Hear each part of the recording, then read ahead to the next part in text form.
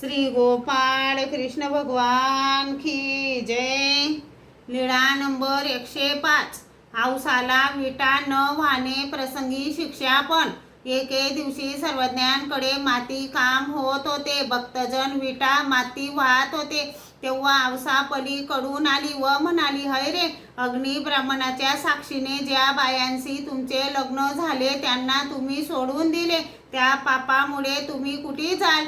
आता काय खाणार या विटा माती? तेव्हा भट्टोबास म्हणाले, ढोरे राखाव आव्ये, हे दास्य कुठे करायला मिळेल? औसा म्हणाली, हय रे, तर काय खाणार या विटा माती?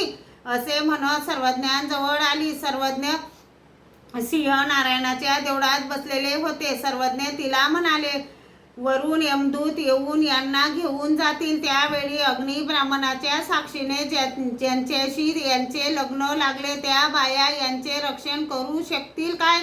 औसा म्हणाली, तर काय जी स्वामी जगन्नाथा आपण रक्षण कराल? सर्वज्ञ म्हणाले, आम्हीच रक्षण करणार। मला हे ठाऊकच नव्हते। जी स्वामी जगन्नाथा म्हणून श्रीचरणा लागली, मग स्वामी जगन्नाथांचे दास्य रक्षण करील असे म्हणून औसाई विटा माती वाहू लागली। श्री गोपाळ कृष्ण भगवान की जय।